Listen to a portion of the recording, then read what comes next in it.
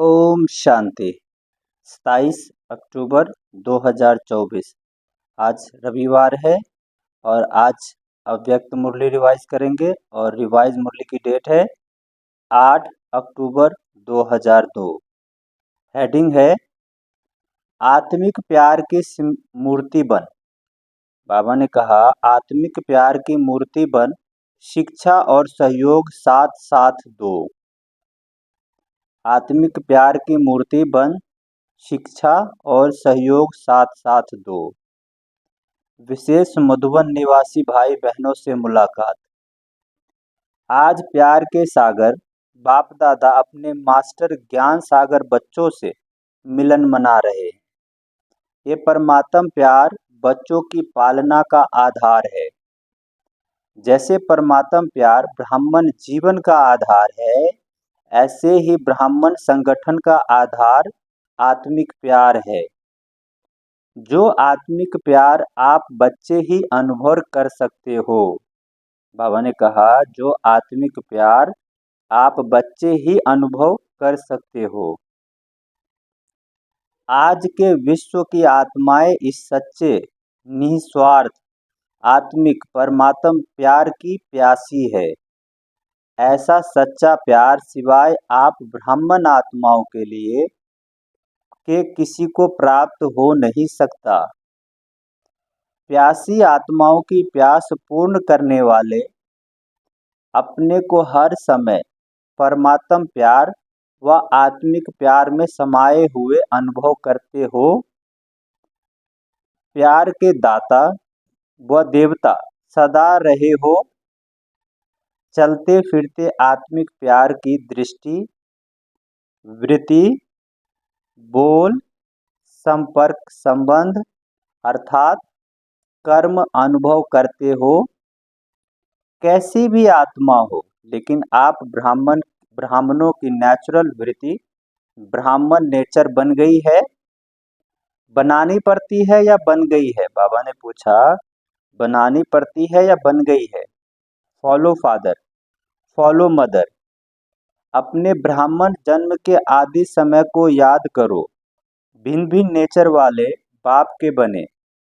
प्यार के सागर बाप ने एक ही प्यार के सागर के स्वरूप की अनादि नेचर से अपना बना लिया ना।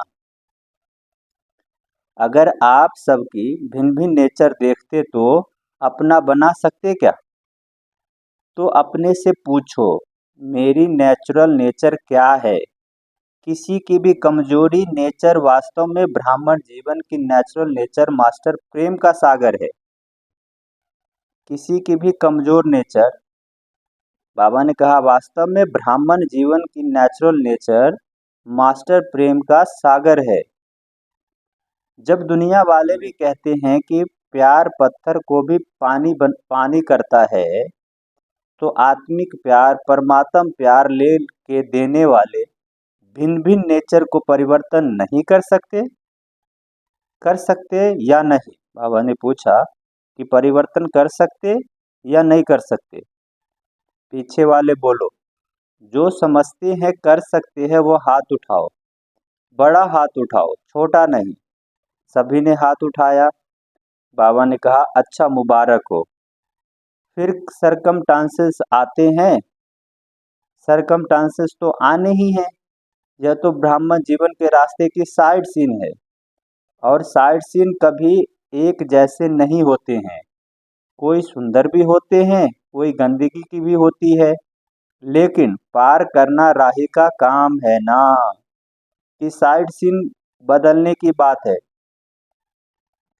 तो बाप दादा क्या चाहते हैं? सब जानते हो तो होशियार हो गए ना। बाबा ने पूछा बाप दादा क्या चाहते हैं?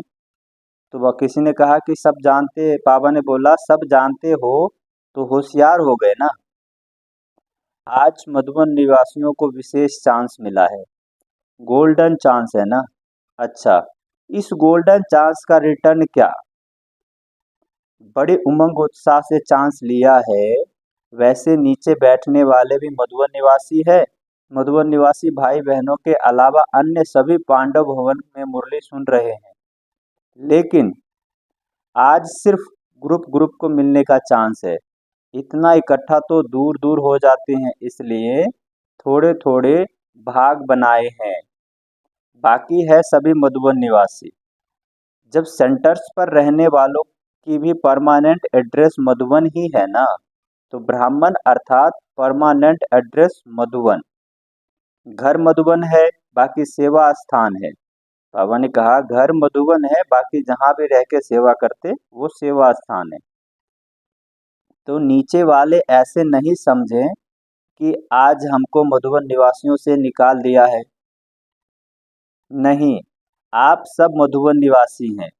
सिर्फ आपको सामने बाप दादा देखना चाहते हैं, तो छोटे ग्रुप में देख सकते हैं। अभी देखो पीछे देखने वाले भी इतने स्पष्ट नहीं दिखाई देते। ये नज़दीक वाले स्पष्ट दिखाई देते हैं, लेकिन पीछे वाले दिल दिल से दूर नहीं है, नीचे वाले भी दिल से दूर नहीं है। तो बाप दादा यही चाहते हैं कि वर्तमान समय प्रमाण लव और लॉ का बैलेंस रखना पड़ता है, लेकिन लॉ और लव का बैलेंस मिलकर के लॉ नहीं कहेंगे, मिलके लॉ नहीं कहेंगे। लॉ में भी लव महसूस हो, कानून बना है उसमें भी प्यार महसूस हो। जैसे साकार रूप में बाप को देखा, लॉ के साथ लव इतना दिया जो हर एक के मुख से यही निकला कि बाबा का मेरे लिए प्यार है, मेरा बाबा है। लॉ जरूर उठाओ, लेकिन लॉ के साथ लव भी दो। सिर्फ लॉ नहीं, सिर्फ लॉ से कहाँ कहाँ आत्माएं कमजोर होने के कारण दिल शिकस्त हो जाती है। जब स्वयं आत्मिक प्यार की मूर्ति बनेंगे, तब दूसरों के प्यार की, आत्मिक प्यार की, दूसरा प्यार नहीं। बाबा ने कहा जब स्वयं आत्मिक प्यार की मूर्ति बनेंगे, तब दूसरों के प्यार की मूर्ति बनेंगे। तो बाबा ने कहा आत्मिक प्यार, दूसरा प्यार नहीं। आत्मिक प्यार अर्थात हर समस्याओं को हल करने में सहयोगी बनना। सिर्फ शिक्षा देना नहीं, शिक्षा और सहयोग साथ साथ देना, ये है आत्मिक प्यार की मूर्ति बनना। तो आज विशेष बाप दादा हर ब्राह्मण आत्माओं को, चाहे देश चाहे विदेश, चारों ओर के सर्व बच्चों को यही विशेष अंडरलाइन करते हैं कि आत्मिक प्यार की मूर्ति बनो और आत्माओं को आत्मिक प्यार की प्यास बुझाने वाले दाता देवता बनो। ठीक है ना? अच्छा, फिर बाप दादा ने मधुबन वालों से चिटचैट की तथा सभी को नजरों से निहाल करते हुए दृष्टि दी। हॉस्पिटल आबू निवासी तथा पार्टियों से अव्यक्त बाप दादा की मुलाकात। सभी अपने को खुशनसीब समझते हो। सारे विश्व में सबसे बड़े से बड़ा नसीब किसका है? अरे क्या समझते हैं कि सबसे बड़े से बड़ा नसीब मेरा है? हर एक ऐसा समझते हैं। जब खुशनसीब हो तो खुशी रहती है, सदा खुश रहते हैं, कभी कभी तो नहीं ना। जब बाप दादा ने भाग्य का सितारा चमका दिया, तो चमकते हुए सितारों को देख खुश रहते हो।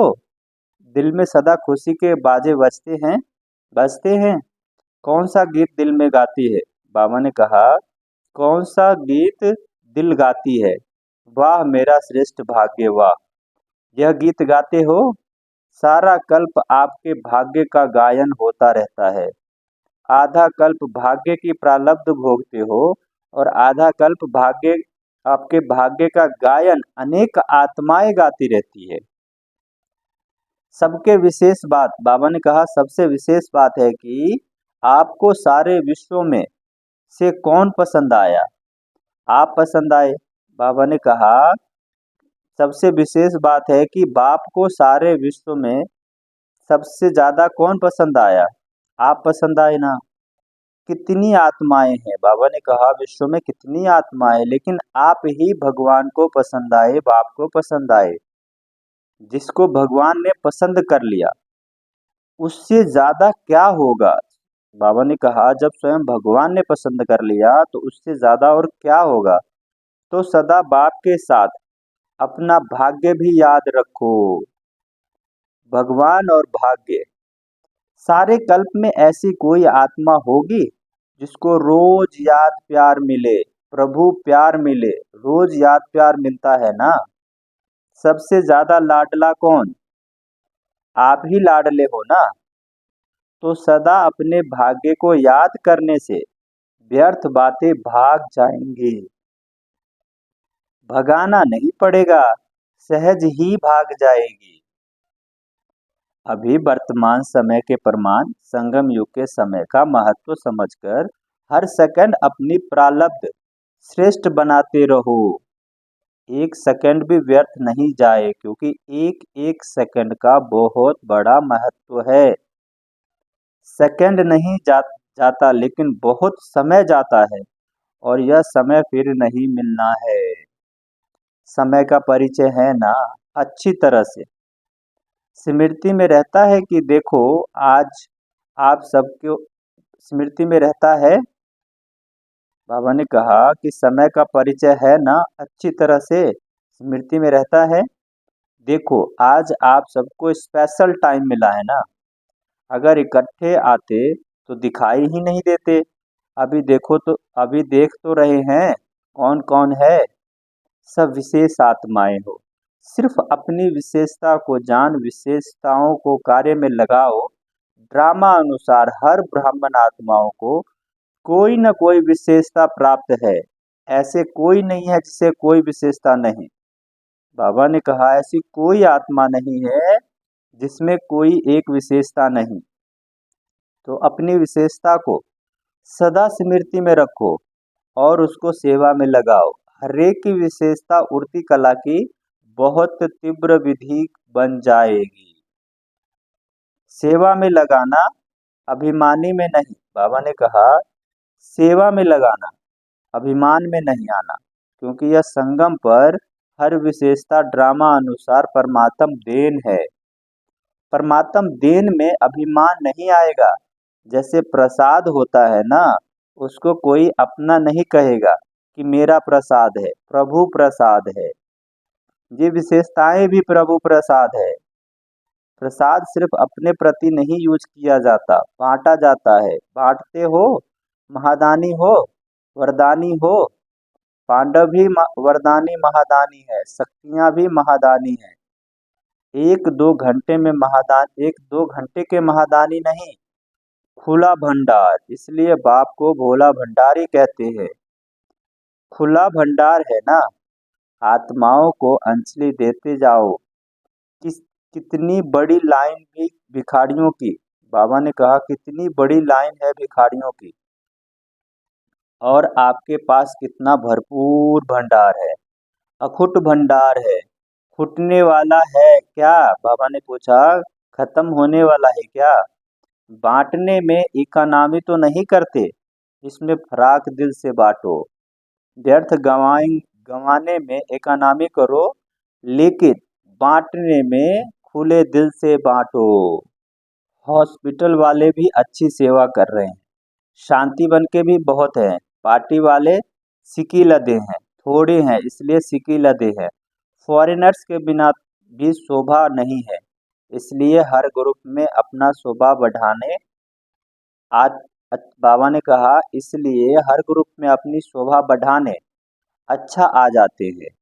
अच्छा, जितना भी समय सेवा के लिए मिलता है उतना समय एक एक सेकंड सफल करो, व्यर्थ नहीं जाए। साधारण भी नहीं, रूहानी नशे में, रूहानी प्राप्तियों में समय जाए, ऐसा लक्ष्य रखते हो ना। अच्छा, ओम शांति। सुनते हैं आज के मुरली का वरदान।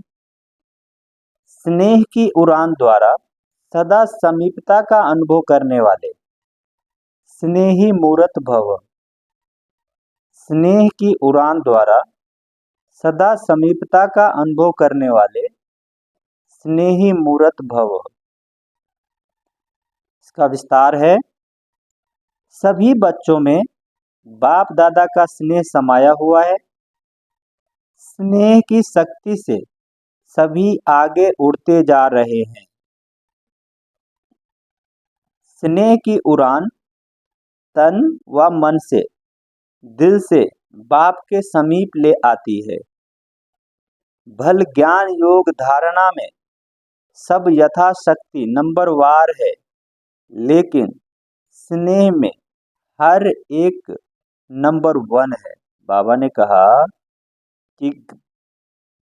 कहा कि भल ज्ञान योग धारणा में सब यथाशक्ति नंबरवार हैं, लेकिन स्नेह में हर एक नंबर वन है। यह स्नेह ही ब्राह्मण जीवन प्रदान करने का मूल आधार है। स्नेह का अर्थ है पास रहना, पास होना और हर परिस्थिति को बहुत सहज पास करना। यह है स्नेह का अर्थ, पास रहना, पास होना और हर परिस्थिति को बहुत सहज पास करना। सुनते हैं आज की मुरली का स्लोगन। अपनी नजरों में बाप को संभालो तो माया की नजर से बच जाएंगे। अपनी नजरों में बाप को संभालो तो माया की नजरों से बच जाएंगे। अच्छा, ओम शांति।